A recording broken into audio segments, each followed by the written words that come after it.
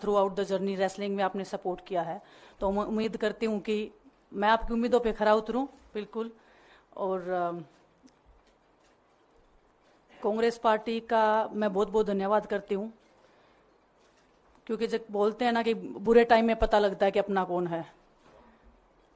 जब हम रोड पे घसीटे जा रहे थे तो छोड़ के बीजेपी को देश में जितनी भी पार्टियां हैं वो हमारे साथ में थी, हमारे दर्द को समझ पा रही थी, हमारे आंसुओं को समझ पा रही थी।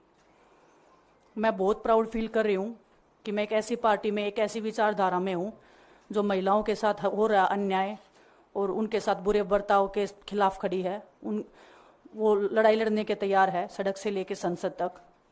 और मैं विश्वास दिलाती हूँ पूरे देशवासियों को कि जो मेहनत, जो लगन से हमने रेसलिंग में काम किया है, हम चाहते हैं कि देश के हर एक नागरिक को जो दर्द, जो तकलीफ हमने झेली है, खासकर महिलाओं के लिए, हर एक उस महिला के साथ में हम खड़े हैं जो अपने आप को लाचार, अपने आप को बेबस समझती है। रेसलिंग में मैंने पूरा कोशिश किया कि मैं जितनी भी महिलाओं को, छोटी बच्चियों को इंस्पायर कर सकती हूँ।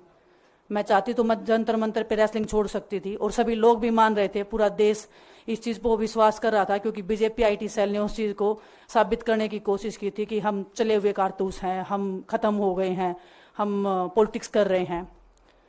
उन्होंने बोला मैं नेशनल नहीं खेलना चाहती, मैंने नेशनल चैंपियनशिप खेला। उन्होंने बोला ये ट्रायल्स दे के नहीं जाना चाहते, मैंने ट्रायल्स भी दिया।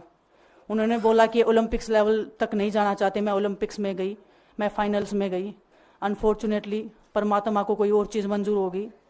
एक चीज़ मुझे पता है कि जब मेहनत आप करते हो तो ज़रूरी नहीं कि आपको उसी दिशा में मिले, कई बार दूसरी चीज़ों में भी आपको वो फल मिल जाता है।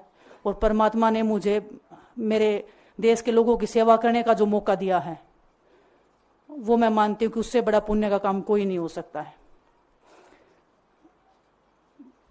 मेरे लिए बहुत प्राउड की बात है। एक मैं नई पारी की शुरुआत कर रही हूँ आज से। मैं चाहती हूँ कि जो हमने फेस किया एज ए खिलाड़ी होने के नाते, उन सब खिलाड़ियों को वो चीज़ ना फेस करनी पड़े। हम उनकी लड़ाई में साथ हैं। शायद उनको आज हिम्मत मिले कि जो पार्टियां पावर में रहती हैं शायद वो साथ में नहीं खड़ी हों, लेकिन उनके बहन भाई हैं जो उनके साथ में खड़े हैं। और हमें पता है स्पोर्ट्स में कितना गलत होता आया है, नहीं बोल पाते हैं खिलाड़ी। आप हमसे देख लो, बजरंग के ऊपर डोप का बैन लगा दिया 4 साल का, सिर्फ किसी लिए कि सिर्फ उन्होंने आवाज़ उठाई थी हमारे साथ बैठ के। तो उसका भुगतान हम कर रहे हैं, आज तक कर रहे हैं, लेकिन हम डरेंगे नहीं, पीछे नहीं हटेंगे। जो लड़ाई थी वो जारी है, ख़त्म नहीं हुई है।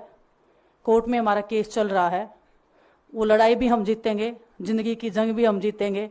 खेल में जैसे हमने कभी हार नहीं मानी है, तो हम इस नए प्लेटफॉर्म पे जो आ रहे हैं, देश की सेवा का भाव, और सिर्फ बोलने तक सीमित नहीं रहेगा। ये हम दिल से हमने खेल किया है और दिल से हम ये काम करेंगे, जी जान से मेहनत करेंगे, अपने लोगों के बीच में रहेंगे। जो भी हम अपने लोगों का भला कर सकते हैं, चाहे कितना ही % हमारे हाथ में होगा, वो हम करने की कोशिश करेंगे।